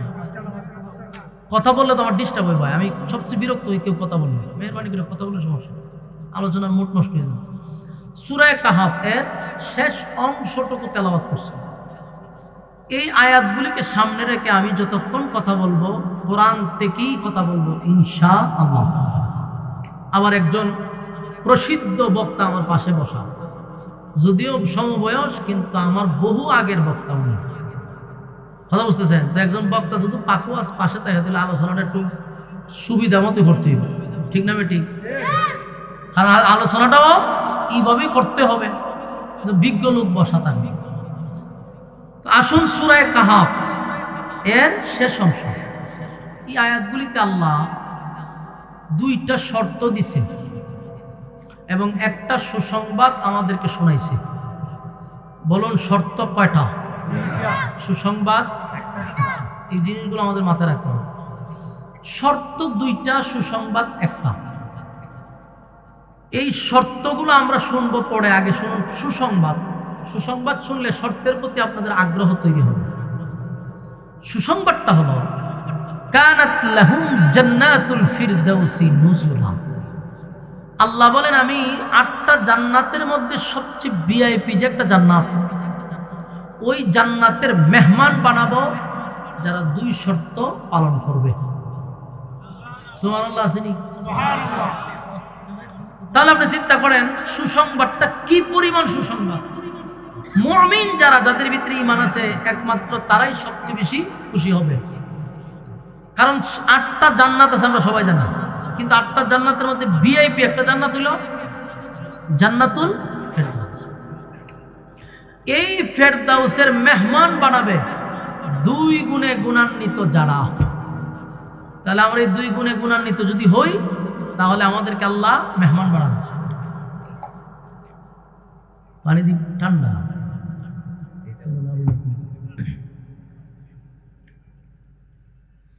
এখন আপনারা বলুন জান্নাতের মধ্যে সবচেয়ে ভিআইপি যে জান্নাতটা, এটা সুসংবাদ জানাইছে আল্লাহ। এখন আমরা সেই দুইটা শর্ত পালন করা কতটুকু গুরুত্ব আমাদের জন্য। আমরা যদি জান্নাতের ভিতরে যাইতে চাই তাহলে দুইটা শর্ত মানতে হবে। শর্তটা আমি একটু পরে বলি। এখন আসুন আগে আপনাদের কাছ থেকে আমি জানতে চাই, আমরা সবাই কই যাইতে চাই? জান্নাতে যাইতে চাই না? এখানে কি একটা লোক আছে যে বলবে হুজুর আমি জান্নাতে যাইতে চাই না? প্রত্যেকটা মানুষের দাবি হলো আমি জান্নাত চাই। নামাজ পড়লে পড়ুক, না পড়লে নাই। রোজা রাখলে রাখুক, না রাখলে নাই। সুদ খাক, ঘুষ খাক, দুর্নীতি করুক, ছাদাবাজি করুক, আর টেন্ডারবাজি করুক, কিন্তু জিগাইলে কইব যে আমি জান্নাতে যাইতাম চাই। ঠিক না বেটি?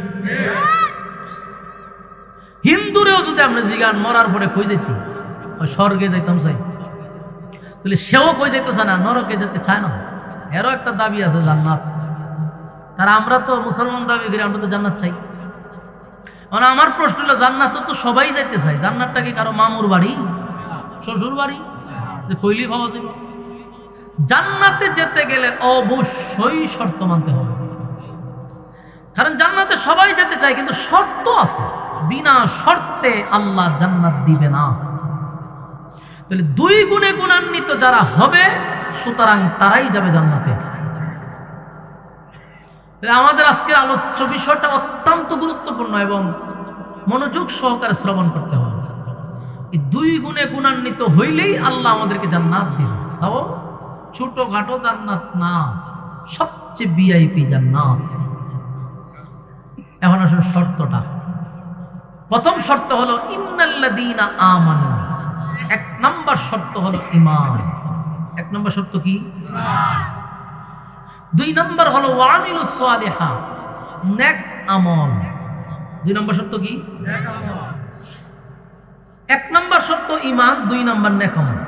এতটুক পর্যন্ত শোনার পরে আপনারা মনে মনে সবাই খুশি যে মাশাআল্লাহ আমরা সকলেই ঈমানদার, সকলেই নেক আমল করি, এখন শুধু জান্নাতটা আল্লাহ দেলায়, তেলি হয়ে গেছে, ঠিক না? কত সহজ।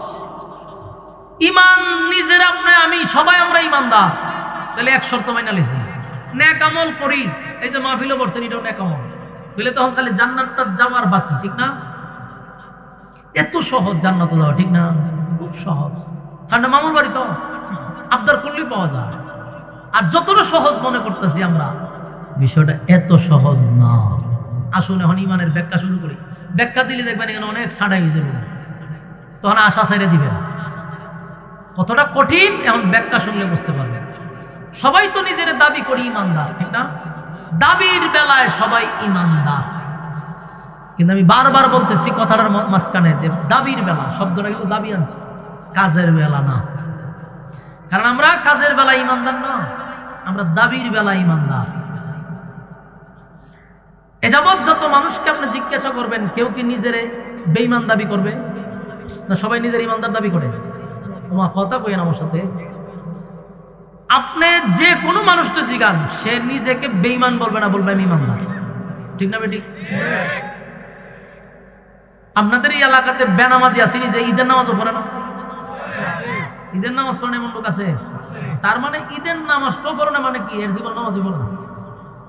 এমন লোককে আপনি নিজে জিজ্ঞাসা করে দেখেন যে তুই তো ঈদের নামাজও পড়স না, আর তোর মতো বেনামাজি আমরা এলাকা তো নাই, তো তোর ঈমান আসেনি? সে বুকে তাফা দিয়া বলবে নামাজ না পড়লে দিছে ঈমান আছে, ঠিক না বেটি? একটা জারি দিয়ে বলবো আমার ঈমান আছে, তুমি সব বনাস এই জায়গা দুটি মানতে হাতে ছাড়ছে। এখন আসুন, আপনাদের এলাকায় সুদপুর আসেনি? আন্তর্জাতিক মানে সুদপুর আছে না?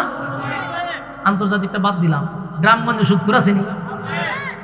এই গ্রামগঞ্জের সুদপুরে আপনি জিগায় তুই তো সুদ কাজ, তোর ঈমান আসেনি? এও কইব আমার ঈমান আছে, সুদ কালি কি? আমরা গাঁজা ঘুরে পেয়েছি জীবনে, গাঁজা দেখায় আমি দেখছি, গাঁজা যারা খায় এরা জিগায় তুই তো গাঁজা টানোস, তোর ঈমান আসেনি? এও লারা দিয়া হয় আমার ঈমান আছে, ঈমান আছে বল। এখন আপনি আমার এই প্রশ্নের জবাব দেন। বেনামাজিও হয় আমি ঈমানদার, বেফরদাওয়ালাও হয় ঈমানদার, সুদখোরও হয় ঈমানদার, ঘুষখোরও হয় ঈমানদার, হ্যাঁ দুর্নীতিবাজেও হয় ঈমানদার, চাঁদাবাজেও হয় ঈমানদার, সবার দাবি হলো ঈমানদার। আমি হুজুরও হয় ঈমানদার, শ্রোতাও হয় ঈমানদার, নেতাও হয় ঈমানদার, এরপরে দর্শকও হয় ঈমানদার, ঠিক নেই? দাবির বেলায় সবাই হলো ঈমানদার। এখন এখানে আরেকটা প্রশ্ন, ঈমানদার নিজের বলে কেন? কারণ যে নামাজ পড়ে না সে নিজের ঈমানদার বলে কেন? যে সুদ খায় সে নিজের ঈমানদার বলে কেন? এর পিছনে কারণ আছে। কারণটা হলো সে নিজেও জানে আমি নিজের ঈমানদার দাবি করলে এমন বেড়া নাই আমার বেঈমান হইতো। কথা বলেন না দি? একজন নামাজ পড়ে না সে নিজের ঈমানদার দাবি করছে, বেঈমান হইতে পারবে? এই জন্য হ্যাঁ বুক ফোলায় আমার ঈমান আছে। আপনারা এলাকার যদি জ্বর উঠে, জ্বর উঠলে একটা মেশিন দিয়া মাফে, এই জ্বরের মেশিনের নাম কি? থার্মোমিটার। এটা জ্বর মাফার মেশিন। জ্বর কিন্তু দেখাও যায় না, ছোঁয়াও যায় না, ধরাও যায় না, কিন্তু যখন বগলের নিচে খাড়ি ঢুকাই দেয় তো কতক্ষণ পরে এটা ঠান্ডা বাইর করে। বাইরে করে হয় 102 103, তার মানে আপনার জ্বরের পয়েন্ট। জ্বর মাপার মেশিন গুলো থার্মোমিটার। আল্লাহ যদি ইমান মাপার মেশিন ফাটাইতো আপনার কাছে, কি দরবারটা লাগতো? ঠিক নেই? বক্তায় আমি আইসি ওয়াজ করবার লাগে, তখন কি তো জানেন, হয়তো হুজুর ওয়াজটা পরে করবেন, একটু রুমে আসেন। গেলাম রুমে, হুজুর বগলে নিয়েছি আলগি দেন, তো দিলাম আলগি, টাস করে খাটি ঢুকায়, হয়তো হুজুর একটু নীরবে দাঁড়াইতেন, লইরেন না। তো কতক্ষণ দাঁড়ানির পরে ঠান্ডা বের করতাম, বাইরে হয়তো হুজুর লজ্জার কথা কই হইতাম, ইমান তো আপনার জিরো, আপনি কেমন ওয়াজ করবেন, বাড়ি যান গা। বাস্তব না বাস্তব? ফিসা পাইছে মনে করেন মুড়ি করতো, বড় ফিসা, হয়তো হুজুর মুড়ি তো আপনার কাছে, আপনার সাথে দোয়া তো শুরু করবো, বগলে নিয়েছি আলগি দেন। ফিসাপের আলগি দিয়া খাটি ঢুকাই দিছে, ঠান্ডা বাইর করে দেয়, ইমান জিরো। হুজুর মান সম্মানলে তাড়াতাড়ি জানলে বেজিত হইবে, ঠিক নেই? নেতায় দেখবেন মাঝে মধ্যে স্লোগান দেয়, অমুক ভাইয়ের চরিত্র ফুলের চেয়েও পবিত্র, মানে ফুলের চরিত্রের মধ্যে কলঙ্ক আছে কিন্তু নেতার কলঙ্ক নাই। ইমন একজন নিষ্পাপ নেতা যখন এখার হয়, এমনি যে হাত তুলছি এমনি খালি ঢুকাই দিব, ঢুকাই বাকার সুযোগ খালি থাকে, ঠান্ডা বাইর করে দেখবো যে ইমানের বাতি লাল বাতি জ্বলতেছে।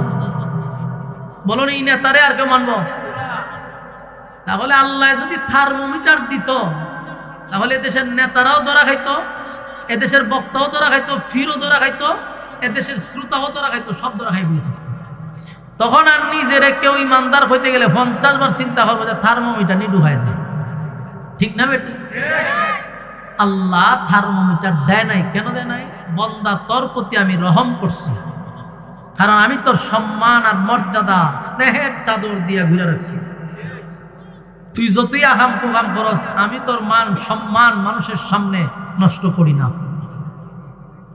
এই জন্য তোরে সুযোগও দিছি শুধরানোর জন্য, শুধরানোর জন্য তোর সুযোগ দিলাম, তাই থার্মোমিটার দিছি না। এরপরও যদি আমরা না শুধরাই, বিপদ আছে না নাই?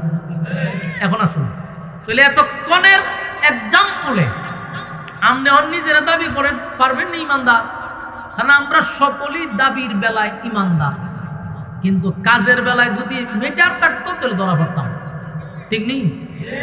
আসেন আরেকটু সামনে যাই। বিরক্ত হইতেছে? কিছু করার নাই। আমার ওয়াজ শুনতে গেলে আপনাকে ভূমিকা শুনতে হবে, ভূমিকা না শুনলে আপনি সামনের আলোচনা যেতে পারতেন না, কারণ প্রথম ফাউন্ডেশন যদি শক্ত না হয় তাহলে সামনের আলোচনা কিছুই বুঝবেন না। আপনি আগে চিন্তা করেন যে সাবজেক্টটা কোন দিকে যায়, এই ভূমিকাতে মনোযোগ দিয়ে শুনতে হবে। এখন দেখেন, ইমান দাবির বেলায় সবাই আমরা ইমানদার, কিন্তু আমরা কাজের বেলায় যে কতটা দুর্বল দেখেন। বর্তমান এই সময়ে 5 টাকার কাছে আমরা ইমান বিক্রি করি, একটা রং ছাকাইলে আমরা ইমান বিক্রি করে দিই, ঠিক নেই? কেমনে? এই যে আইছে নির্বাচন, নির্বাচনের মৌসুম আছে না, প্রত্যেকটা শাস্ত্র লেগে দেয় এখন দোকানের লোক থাকে, চতুর্দিক দিয়ে দেখবেন রাতের 12টা পর্যন্ত মানুষ গড়গড় করতেছে, কারণ নির্বাচনের একটা হুমজমি আইছে। তো মাগরিবের ভোর থেকে দেখবেন শাস্ত্র মুখে বড়া থাকে, হঠাৎ করে দেখবেন আটকাইছে গুরু মার্কা ফাটতি আয়া সবাই এইভাবে হাত দিয়ে সালাম আলকি দিছে, সবাই উত্তর দিয়া, তারপরে হলো আপনারা সবাই ভালো আছেন? জি ভালো আছে। তখন গিয়া হলো যে এরা সবাই তোমরা রং চা খাওয়াও, গুরু মার্কায় হয়ে গেছে রং চা খাওয়াইতো, জনমের খাওয়ানি খাওয়াইছে। তো যাওয়ার সময় হয় আপনারা আমার একটু দেখেন, ভোট দিবেন তো ইনশাল্লাহ? সবাই জি বুড়া আপনারই দেবো, টেনশন করার কোনো কারণ নাই। তো নেতায় তো চলে গেল রে ভাই, কিন্তু যারা চা খাইছে এরা কি গেছে? না না, এরা বসে রয়েছে। কিছুক্ষণ পরে আবার আইসে মনে করেন মহিষ মার্কা চিনছেন তো? আয়া জিগাইতেছে সবাই কেমন আছেন? ভালো। তো জিগাইছে দোকানদার আগে কিতা খাওয়াইছে? বলে রং চা খাওয়াইছে, ওতে দুধ চাতে। এখন বইসে সবাই দুধ চা খাওয়াইছে, আবার জিগাইতেছে বুট কারে দিবেন? বুট আপনারই দিব। ওমা আগে না তোরা রং চা খাই হয়েছে, বুট দিবি গুরু রে, অন্দি বসলে দেলা। বৈশ মার্কা খুশি বাড়িতে গেছে। কিছুক্ষণ পর আছে ছাগল মার্কা, আয়া জিজ্ঞাসা আগে কি খাওয়াইছে? রং গেছে, দুধ গেছে, কত কফি খাওয়াও, খাওয়াইছে কফি। ছাগলে জিগায় বুট কারে দিবেন? বুট আপনারই দিবেন। প্রশ্ন হলো বুট কয়টা দিছে? কয়জন? এই চরিত্রের মানুষ আসেনি? এই 3 জনটা তো ওয়াদা দিছে, কিন্তু বুটের আগের দিন আমার 500 টাকার কাছে বিক্রি আরেকজন বলেছে। বাস্তব না বাস্তব? তাহলে নিজের আমরা ইমানদার দাবি করি, আমাদের ইমান এই 5 টাকার রং সার কাছে বিক্রি করি কেন? যারে ওয়াদা দিচ্ছেন তো দিয়া দেন। আপনি হেরে আশা দিয়ে ভোট দিবেন আরেকজন, এটা একটা চরম পর্যায়ের মুনাফিকি। আপনার তো ইমানের সন্দেহ আছে আপনার। এই জন্য এই খাসলত পরিবর্তন করতে হবে। আপনাদের কারণে নেতারা নষ্ট হয়। নেতারা নষ্ট না, নষ্ট আমরা করি। আমরা আগে ইচ্ছা মতো নেতারা তে খাই, এরপরে নেতারা খাওয়াই না বানাই। প্রত্যেকটা নেতার আগে খাওয়ায়, এরপরে এরা জনমের মতো খায়। এমন খাওয়া খায় 16 বছর পর্যন্ত খাইছে।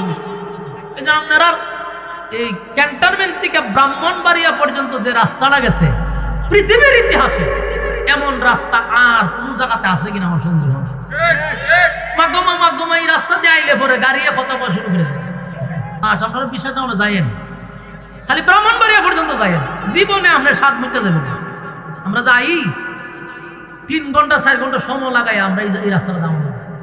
জায়গায় জায়গায় গাড়ি একবার উপরে তুলে হোক উন্নয়ন, নিচে নামে হোক উন্নয়ন, আবার সাইডে যায় হোক উন্নয়ন, এদিকে গেলে হোক উন্নয়ন। ওরে বাপরে বাপ, 16 বছর তো উন্নয়ন গেল করে, খালি সাবা উন্নয়ন করছে।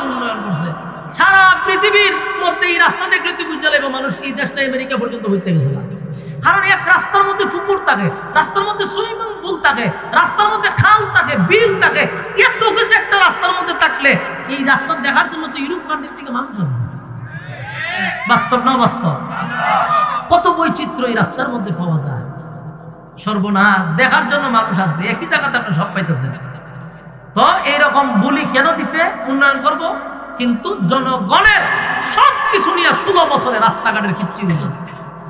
আবারও এরকমই হবে যদি আপনারা এখন থেকে যদি সচেতন না হন। আমরা খাবো না, কাউরে দিব না। যদি তোরের বিনা বুট বিনা টাকায় বুটতে তুই জনগণের কাজ করবি, তোর দেখাইতাম না। আর তুই খাইয়া অভ্যাস করেন বেচারা কিতা করতো, বেচারা তোরে খাওয়াইতাছি পরে খাবো। এমন খাওয়াই খা যে ডেলিভারির রোগী হইলে পরে রাস্তাত মারা যাবে, তো হসপিটাল নিতে না। বাস্তব বুঝি না? বাস্তব। সারাটা জীবন আমরা কপালটাই গেল এরকম ভাবে, আমরা জীবনে সুখ আসবে না। আর আমার বক্তব্য হলো, সুখ কখন আসবে? এই প্রজন্মের কাছে বুড়া গুলারে দিয়ে আর কাজ হবে না। এখনকার প্রজন্মের হাতে, যুবকদের হাতে দেশ তুলে দেন, এই দেশ উন্নত হবে। বুড়া খালাস দিয়ে দেশ উন্নত হবে। উড়াইছেন না, এখন বসাইছেন না, আবার এতগুলা রক্তের বিনিময়ে বসাইছেন না, সব বুড়া খালাস গুলা বসে, অপদার্থ গুলা দায়িত্ব নিছে। কোনো ফায়দা হয়েছে দেশের? কোনো ফায়দা হয়েছে? 16 বছর একজনে চালাইছে, মাইনা নিলাম। ওখান কি আপনারা আরামে আসেননি? না, আমরা সুখ শান্তিতে আছি। আমরা নিজের নিরাপত্তা নিয়ে এখন আমরা চিন্তিত আছি। রাস্তা দিয়ে মানুষগুলি ঘুরে বেড়াবে না, রাস্তাঘাটে খুন খারাপি হচ্ছে, ওপেন মানুষকে মারতেছে, গুলি করে হত্যা করতেছে, ঘরের ভিতরে মানুষ মারতেছে। এই গোটা 1-1.5 বছরে যেই পরিমাণ খুন হয়েছে, আপনি টান দেয়া দেখেন না যে কোন জায়গা পর্যন্ত আমরা গেছি। এই জন্য আগামীর যুবক ভাইদেরকে বলছি, দ্বিতীয়বার বাংলাদেশ স্বাধীন কোনো বুড়া খানাসে করছে না, দ্বিতীয়বার স্বাধীন যুবকরা করছে। যুবকরা আগামী দেশ যুবকদের হাতে দেন, এ দেশ উন্নত হবে। এই সমস্ত টেম্পারলেস লুক দিয়া কাজ হবে না। এরা শুধু আমাদেরকে আশার বাণী শোনায়, কিন্তু এরা নিজের একটু নিরাপত্তা নেই। আল্লাহ হেফাজত করুক। সম্মানিত শুধু এই জন্য বারবার বলছি, ইমান বিক্রি করবেন না। 5 টাকার রংসার কাছে ইমান বিক্রি করবেন না। আল্লাহ বলেন 2টা গুণে গুণান্বিত হইলে আমি জান্নাত দিব। তো আপনি ইমান দিয়ে বিক্রি করে লাগবেন, তার জান্নাত দেবেন কেন? আমি আপনি জান্নাত পাবো তো ভাই 2টার বিনিময়ে। এর মধ্যে একটা কি? ইমান। ইমানের কারণেই যদি আমি জান্নাত পাই, তাহলে দুনিয়ার সবকিছু আমি ত্যাগ করতে পারি, ইমান ত্যাগ করতে পারি না। দুনিয়ার সব দিতে পারি, ইমান দিতে পারি না। জীবন দিতে পারি, ইমান দিতে পারি না। ইমানের ক্ষেত্রে কোনো আপোষ নাই। রাজি আছি ইনশাআল্লাহ? আমার ইমান রক্ষা করার জন্য যদি দল ছাড়তে হয় দল ছাড়বো, নেতা ছাড়তে হয় নেতা ছাড়বো, কিন্তু ইমান বিক্রি করতে আমি রাজি না। সম্মানিত শুধু আজকে সমাজে এমন একটা অবস্থা হয়েছে যে আল্লাহর বিরুদ্ধে আল্লাহরে গালি দিলেও দলের নেতারা ওই গালিবাজের পক্ষে যায়, কিন্তু আল্লাহর পক্ষে যায় না। অথচ দেশটা হলো 96% মুসলমানের দেশ। কিন্তু সান্দু, তোমরা বুঝার দরকার, এদেশের মানুষ যদিও তোমাদের উপরে কথা বলে না, কারণ তোমরা সন্ত্রাস যে কোনো সময় মানুষকে হত্যা করবা, কিন্তু সময় মতো যুবকরা তোমাদেরকে লাল কার্ড দেখাবে। কারণ এটা যে কোনো দল হোক, ইসলামের বিরুদ্ধে গেছো, যুবকরা লাল কার্ড দেখাবে। ঠিক না বেটি? এমনি তুমি যে কোনো দল করো, সমস্যা কি? কিন্তু তুমি ইসলামের বিরুদ্ধে যাবা কেন? ইসলামের বিরুদ্ধে যে যাবে তার সাথে কোনো আপোষ চলে না। রাজি আছেন? ইমান আমার আগে। আল্লাহ বলেন ইন্নাল্লাযীনা আমানু, 1 নাম্বার ইমান। ওয়া আমিলুস সালিহাত 2 নম্বর ঈমান। তাহলে বলুন 1 নম্বর আমাদের সম্পদ কি? এখন আসুন ঈমান যে আমরা আনবো কার মতো? এই আমরার মতো রং সাগায় ঈমান নেই না, না, এটাও আল্লাহ বলে দিছে। ঈমান কিরকম করবেন, ঈমান কার মতো আনবেন আল্লাহ বলে দিছে। আল্লাহ বলেন আমিনু কামা আমানান নাস। আল্লাহ রাব্বুল আলামিন বলেন আমিনু কামা আমানান নাস, ঈমান আনো ওই মানুষদের মতো। চিন্তা করেন, ঈমান কিন্তু আমরার মতো হইছে না, কইছে ঈমান আনো ওই মানুষদের মতো। আমিনু কামা আমানান নাস, ঈমান আনো ওই মানুষদের মতো যারা অতীতে ঈমান এনে ঈমানের পরীক্ষায় উত্তীর্ণ হয়েছে। আমিনু কামা আমানান নাসের ব্যাখ্যা তাফসীরকারকরা বলেন আব্দুল্লাহ বিন তামির হতে পারে। আমিনু কামা আমানান নাসের ব্যাখ্যা ফেরাউনের বউ আসিয়া হতে পারে। আমিনু কামা আমানান নাসের ব্যাখ্যা সাহাবায়ে কেরাম হতে পারে, কারণ তারা ঈমানের পরীক্ষায় উত্তীর্ণ হয়েছে। ঈমানের পরীক্ষায় তারা ফার্স্ট ডিভিশনে পাস করছে। আমার যুবক ভাইরা, আমরা শুধু নিজেদেরকে ঈমানদার দাবি করি রে, কিন্তু আমাদের ঈমানের থার্মোমিটার দিয়া মাপা হলে ঈমানের কৌটায় লাল বাতি জ্বলবে। ঠিক না বেটি? আমার যুবক ভাইরা, আল্লাহ বলেন ঈমান আনো ওই মানুষদের মতো যারা ঈমান আনছে, ঈমানের পরীক্ষা দিছে। আরেকটা কথা ইয়াদ রাখবেন, প্রত্যেকটা মানুষের উপরে ঈমানি পরীক্ষা হবে। মানুষের উপরে পরীক্ষা হবে, এতে কোনো সন্দেহ নাই। আল্লাহ প্রত্যেকটা মানুষকে পরীক্ষা করবে। আপনারা কি বিশ্বাস করেন? আল্লাহ নিজে বলেন ওয়ালা নাবলুওয়ান্নাকুম বিশাইইন মিনাল খাউফি ওয়াল জু'i ওয়া নাকসিম মিনাল আমওয়ালি ওয়াল আনফুসি ওয়াস সামারাত وبشر الصابرين।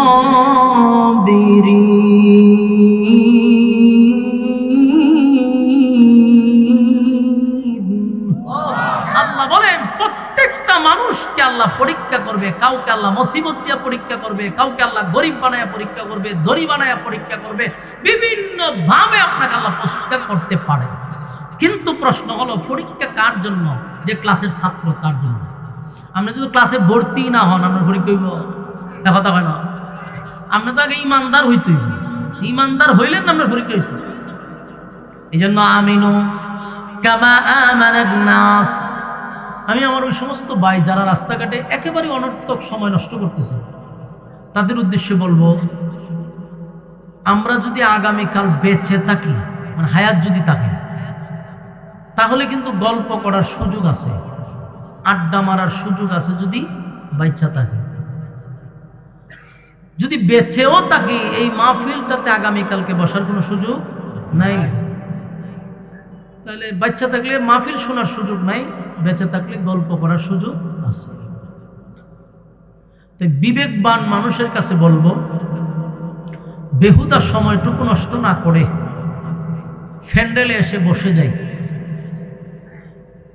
আর যারা বসছেন, আপনাদেরকে একটা কথা শোনায়, তাহলে আপনারাও তৃপ্তি পাবেন। কথাটা হলো, আল্লাহ যাদেরকে ভালোবাসে, বলুন আল্লাহ যাদেরকে ভালোবাসে, ওই সমস্ত বান্দাদেরকে দিনের কাজে লাগায়া রাখে। তার মানে আপনারা এখানে বসছেন যে এটা আল্লাহ আপনাদেরকে ভালোবাসে, এটা তার প্রমাণ।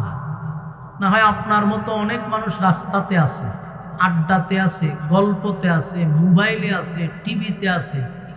ঠিক না বেটি? সেখান থেকে আপনাকে যাচাই এবং বাছাই করে, মহব্বত করে, আবার সুস্থ শরীরে একেবারেই নরমাল বিছানাতে আলেমদের সহবতে বসার আসার সুযোগ করে দিয়েছেন। খুশি না বেজার? শুকরিয়া আদায় করি আলহামদুলিল্লাহ। যতক্ষণ বসা থাকবেন গুনাহ হবে না, এটাই সম্ভব। ফ্যান্ডেলের বাহিরে গেলে গুনাহ যে হবে এটাও সম্ভব। আর ফ্যান্ডেলে যতক্ষণ থাকবো নাজালাত আলাইহিমুস সাকিনা, উপর থেকে সাকিনা রহমত নাজিল হবে। লস না লাভ? আমরা এই দিকগুলা খেয়াল করে আপাতত গল্প বন্ধ করে ফ্যান্ডেলে চলে আসি। হবিগঞ্জ থেকে বক্তা, ঢাকার থেকে বক্তা আয়সা যদি ফ্যান্ডেলের এই অবস্থাটা দেখে বক্তাদের কথা বলার আর আগ্রহ আর উৎসাহ থাকে, মন ভেঙে যায়। কারণ এর থেকে শ্রোতা তো প্রত্যেক আমার নিজের এলাকাতেই তাহার কথা এর থেকে বেশি। আমি আসলাম কুমিল্লা, কোথায় হবিগঞ্জ, আরেক বক্তা আসলো ঢাকার থেকে, অথচ আপনারা যার যার গল্প নিয়ে ব্যস্ত। আল্লাহ আমাদের সবাইকে বুঝার, মানার, আমল করার তৌফিক দান করবেন। ওই মাশাআল্লাহ ভালো হয়েছে। ওইখানে আব্বা আছে না, তাড়াতাড়ি যান গা, কারণ এই ডাক দিলে সমস্যা, কথা যাতে না বলি। এখন আপনারা যারা বসছেন, দীর্ঘক্ষণ সময় আপনারা তাহেরপুর সাহেবের বয়ান শুনছেন, অনেক ক্লান্ত হয়ে গেছে। এখন এই ক্লান্ত শরীর নিয়ে আপনারা মোনাজাত পর্যন্ত তাহার নিয়ত আসেনি। আর যিনি মোনাজাত করবে উনি কিন্তু আপনাদের এলাকার প্রসিদ্ধ একজন পীর সাহেব। আমার এই বাচ্চাটারে একটু বাড়িতে পাঠাই দেন স্যার। আমার জীবনের প্রথম দিক দিয়ে যখন আমি কুমিল্লা বয়ান করতাম, বিহার মন্ডল একটা জায়গা আছে না, এই বিহার মন্ডলের মাঠে আমার জীবনের প্রথম মিডিয়ার বয়ান ছিল। মানে এই মাঠেই একজনে ভিডিও করছিল আমার, আর এটা হয়তো বাংলাদেশে সরে গেছে। তো ওই বিহার মন্ডল মাহফিলে আমি যখন আসতাম তখন দেখতাম ওনার নাম থাকতো কুরাইশি সিদ্দিকী, হ্যাঁ এই যে উনাই। তো উনি বহুত আগের থেকে আপনাদের এলাকায় আসা যাওয়া করেন, বহুত বড় মানের একজন আলেম দ্বীন, এবং জৈনপুরের এই সিলসিলা তো অনেকই আছে। তো আলহামদুলিল্লাহ উনি দোয়া করবে, তাহলে এই দোয়াটা তো আমরা শরিক যারা হইতে পারলাম না, তো কপাল পোড়া। মেহরবানি করে আমরা ওনার দোয়া শরিক হব, এই মর্মে আমরা এখানে বসে যাই। তাহলে এখান থেকে কি বিহার মন্ডল খুব কাছে? তাই বিহার মন্ডলের মানুষ তো আমার পরিচিত মানুষ। এক সময় 2015-16-তে বহু প্রোগ্রাম করছি বিহার মন্ডল, তখন তোমার মিডিয়াতে কেউ চিনত না। যাক আলহামদুলিল্লাহ, আমি খুশি হয়েছি যে বিহার মন্ডল আপনার পাশে। কৃতজ্ঞতা প্রকাশ করা দরকার। বিহার মন্ডলের এক মাহফিল থেকেই আমার বয়ান সর্বপ্রথম সোশ্যাল মিডিয়াতে যায়। যখন আমি ইউটিউব নিজেই চিনতাম না, আমি জিজ্ঞাসা ইউটিউব কারে করে, অথচ আমার বয়ান এসব ইউটিউবে চলতো। পরে বুঝতে পারছি যে এটা একটা চ্যানেল। তো সিএনজি টিএনজিতে তার প্রোগ্রাম করছি আপনাদের এলাকায়। তো আমি আপনাদের কাছে পরিচিত, এমন না যে নতুন। এই জন্য রাস্তাঘাটে আমরা ঘোরাফেরা না করি। আর কেমনে মানুষ হইতো, গতকালকে না করছি 1 কিলোমিটার আগে, ওই এখানে করে গেছে। গতকাল তুমি মিলেছে আমার বয়ান। ঘটনাটা হয়েছে এই জায়গায়, গতকালকের যারা শ্রোতা আছে তার দূরত্ব কালকে আমরা ওয়াজ করে গেছি 1 কিলোমিটার দূরত্ব। এই কারণে দরবারটা লাগছে আরো বেশি। ছিলেন মাশাআল্লাহ, তো গানের শ্রোত হয়ে বসে আবার। আচ্ছা যাই হোক, এখন কি আপনারা শেষ পর্যন্ত আছেন ইনশাআল্লাহ? আল্লাহ কবুল করবেন। পাতলা পাতলা فسبحان الذي لا يحصى امتنانه باللسان ولا بالقلم ونشهد أن لا إله إلا الله وحده لا شريك له وأشهد أن سيدنا وسندنا وحبيبنا ومولانا محمدا عبد الله ورسوله أرسله بالحق بشيرا ونذيرا وداعيا إلى الله بإذنه وسراجا منيرا أما بعد بعد فأعوذ بالله من الشيطان الرجيم بسم الله الرحمن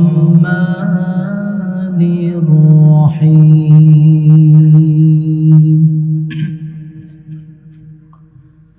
إن الذين آمنوا وعملوا الصالحات كانت لهم جنات الفردوس نزلا خالدين فيها لا يبغون عنها حولا قل لو كان البحر مدادا لكلمات ربي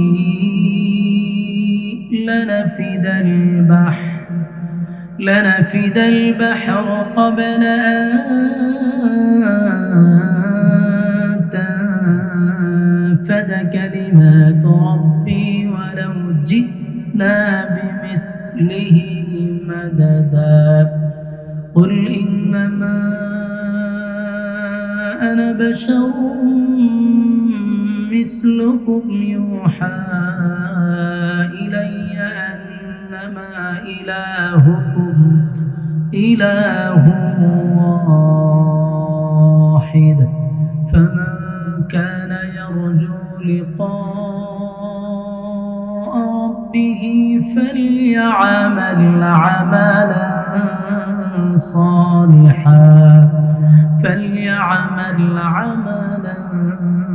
صالحا ولا يشرك بعبادة ربه أحدا صدق الله العظيم درود الشريف পড়েন اللهم صل على মনিটর নিসলামান درود মনিটর নিসলামান كما صليت على إبراهيم وعلى آل إبراهيم পড়েন درود الشريف পড়েন নিসলামান এটা নামাতে اللهم بارك على এত কাছে না দূরে না আরেকটা থাক অনেক দূরে না এই গানটা হ্যাঁ সুবিধা নেই এই গানটা হ্যাঁ كما صليت على إبراهيم وعلى إنك حميد مجيد اللهم بارك على محمد وعلى كما باركت على إبراهيم وعلى إنك حميد مجيد सार दुनिया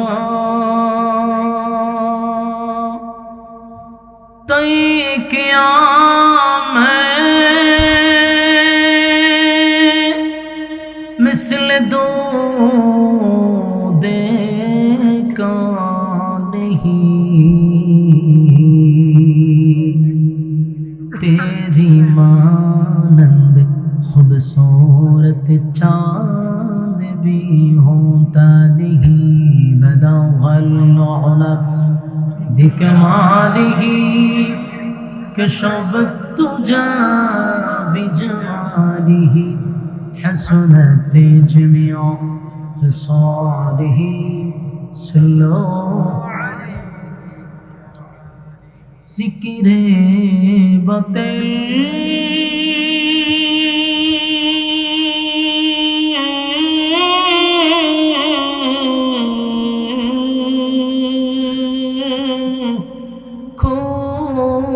हटा दे दिल से रब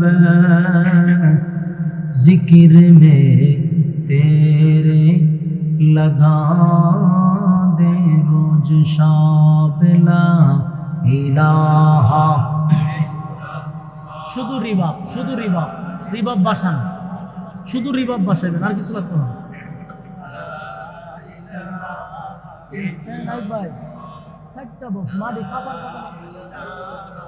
ইল্লাল্লাহ লা ইলাহা ইল্লাল্লাহ লা ইলাহা ইল্লাল্লাহ লা ইলাহা লা ইলাহা ইল্লাল্লাহ মুহাম্মাদুর রাসূলুল্লাহ সাল্লাল্লাহু আলাইহি ওয়াসাল্লাম।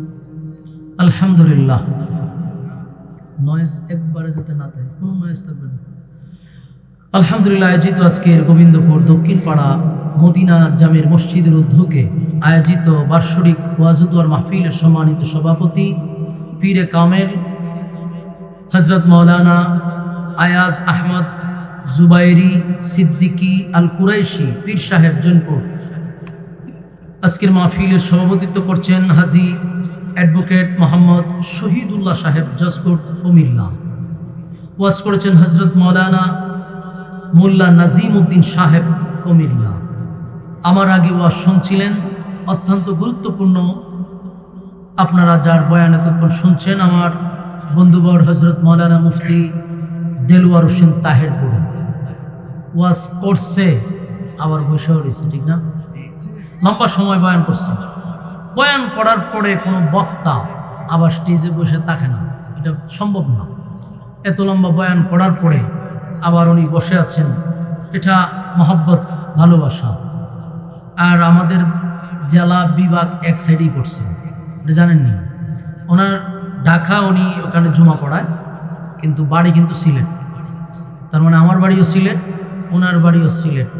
পড়ালেখা উনি যে এলাকায় করছে, আমি সেই এলাকায় করছি। তো এটা আমাদের ছোটবেলার পরিচয়। আপনারা মনে করছেন মনে প্রথম পরিচয় হয়েছে। যাই হোক, আপনারা তখন সময় চমৎকার কণ্ঠে কথা শুনছেন, তাফসিরের হাইসিয়তে বয়ান করে থাকেন। এরপরে অনেক অতিথিবৃন্দ এখানে আছে, আলহামদুলিল্লাহ। মুআজ্জাজ মুকাররম হযরত উলামায়ে কেরাম উপস্থিত আছেন, আমার নওজোয়ান তরুণ যুবক ভাইরা, মুরব্বিয়ান আযম। মাইকের আওয়াজ যতটুকু দূরে যাচ্ছে, বিনয়ের সাথে আমি আপনাদের সামনে কথাগুলি বলতে চাচ্ছি। একটা মাহফিল করতে গিয়া কমিটিরা রাত দিন অক্লান্ত পরিশ্রম করে, অনেক কষ্ট করে একটা মাহফিলের আয়োজন করে। আমার যে ইনভাইট করছে, সুদূর হবিগঞ্জ যাইতে হয়েছে তাদের। হবিগঞ্জ গিয়ে আমার মাদ্রাসায় গিয়ে দাওয়াত দিছে। এরপরে এই মাহফিলটা করার জন্য তাদের একটা প্রিপারেশন, কষ্ট আছে। উদ্দেশ্য কি? উদ্দেশ্য হলো এলাকাবাসী যেন দিন বুঝে দিন শিখে। এই জন্য বিভিন্ন জায়গার থেকে ওলামায়ে কেরামদেরকে এখানে তারা ইনভাইট করে আনছে। তো যাদের জন্য আয়োজন, তারা যদি রাস্তাঘাটে দোকান পাটে অনর্থক অকারণে নিষ্প্রয়োজনে বেহুদা সময় নষ্ট করে, অত্যন্ত দুঃখজনক। আপনাদের এখানে দোয়া করবেন। আমার পরে পীরে কামেল আল্লামা আয়াজ আহমদ জুবাইরি সিদ্দিকী আল কুরাইশি পীর সাহেব জনপুর দামাত বারকাতুহুম হযরত আপনাদের সামনে মোনাজাত করবে। আমরা হযরতের মোনাজাতে শরীক হয়ে এরপরে এখান থেকে বিদায় নিব। হুজুরের মোনাজাতের আগে আমরা কেউ না যাই, একটু সময় বসেন। হুজুর আমাদের মধ্যে চলে আসছে ইনশাআল্লাহ। এখনই আপনাদের সামনে হযরত মোনাজাত করবে। এই যে চলে আসছেন, আল্লাহ তাআলা এই কথাগুলির উপরে বলনেওয়ালা শুননেওয়ালা উভয়কে সহি আমল করার তৌফিক দান করুক। ভাই বসেন। জৈনপুরের পীর সাহেব আপনাদের সামনে মোনাজাত করবে। এই এলাকার প্রসিদ্ধ একজন ব্যক্তিত্ব, যার অনেক বক্তবৃন্দ এই এলাকার মধ্যে আছে। আমি জানি 2016তেই আমি দেখছি অনেক বক্তবৃন্দ হুজুরের আছে। বিভিন্ন জায়গায় আমরা গেলে হুজুর প্রায় জায়গাতেই সভাপতি থাকে। আপনারা হুজুরের ভালো করেই চিনেন। হুজুরের মোনাজাতে শরীক হয়ে তারপর আমরা যাব। আমরা এই ওয়াদা করেই বসছি, ওয়াদা রক্ষা করে যাবো ইনশাআল্লাহ। আল্লাহ সবাইকে কবুল করুক, আমিন। আসসালামু আলাইকুম ওয়া রাহমাতুল্লাহি ওয়া বারাকাতুহু।